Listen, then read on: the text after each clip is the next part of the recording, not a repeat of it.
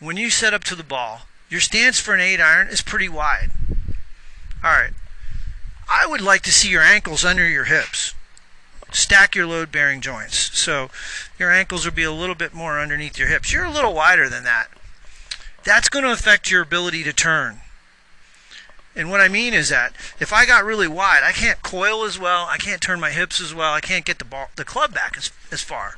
So that to me that's the first thing. And like everything I say is being recorded, so you're not going to have to remember it. But the big thing that I'm going to call your attention to is you come back. That was your practice swing. But you see, what do you notice there when you go back? You're coming up a little bit.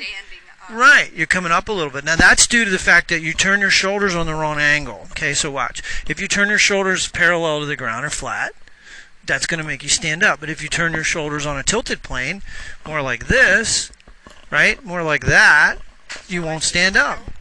Yeah. Now, for a short club, say 8-iron through wedge, you're hitting a lot of those.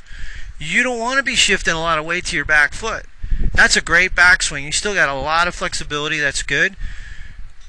But, you know, coming down, where's your weight? It's still a little bit on your back foot. That's a good impact position. The club face is square, your left arm straight. That's very good. But look where your weight is. Now, there's your impact position. There's your address position. You're just a little bit back. But nice follow through. Really good swing. So my only critique, this is all I would say, is I want you a little closer with your feet. Just a little bit. You know, a couple inches, both feet. Okay, just for the young short irons. Yeah, so, you know, like pitching wedge, sand wedge, 9-iron, 8-iron, those short ones.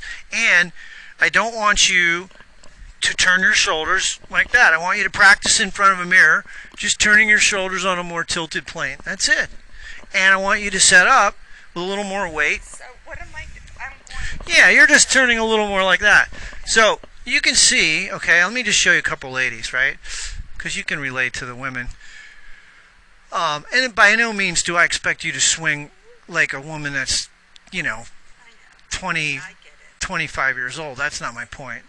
But I have some, I want to get Lydia Coe in here because she's, where are you?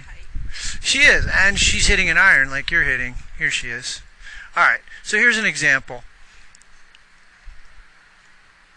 All right, so what was I talking about? Okay, her feet are closer to Yeah, right. So here's her hip width. You know, here's her ankle joint. You want your hips to be pretty much under your ankles. She stacked her load-bearing joints pretty good there. Now, she's hitting an iron.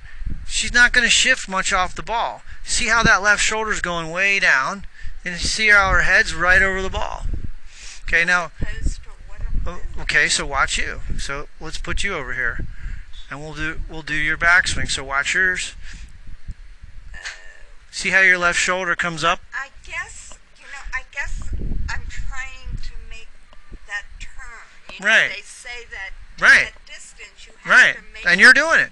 You're what's happening is your left shoulder's going up and not down, so you're running into your chin. Watch. You're losing a little bit of turn because you're running into your chin here. Watch. So that pushes your head up. Now, some of it's arthritis, and you know, as you get older, you don't have the flexibility, and you understand all that. But I think you can just let me show you. So, take your hands and put them across your shoulders like that, bend forward, and then just let your shoulders go like that more. That's all. Instead of like this. Instead of like that. Yeah, it's just this way more. That's all. And then everything else is good. That's the only change. Then you'll be more consistent. Because here's why. You don't want, and you're lucky you have good hand-eye coordination, and you're just lucky at your age you can even hit the ball like this. Because look how you come back to where you started. That's just really, really good, right? The net effect is you don't move hardly at all. Here's impact, and here's address. You hardly move at all. What? But I think you would be hitting it farther if you didn't turn your shoulders on such a flat plane. I think you would hit the ball farther, and I think, you know, that would be my only critique. And I suspect as you get longer clubs, that's going to be more pronounced. The problem will be exacerbated as you get a little bit longer clubs. That would be the other thing. So, like for example, what's your lowest iron? Like a 6? Yeah. So, that's going to be something that you have to pay attention to, because the more you move off, the more the probability of you messing up in terms of ball contact. That's the only thing I'd be concerned with. So, yeah, so that would be the thing I would want you to do. Just set up a little closer with your feet, a little more weight towards your front foot, and your shoulders will be a little level. Now, I want to see you hit something straight away now.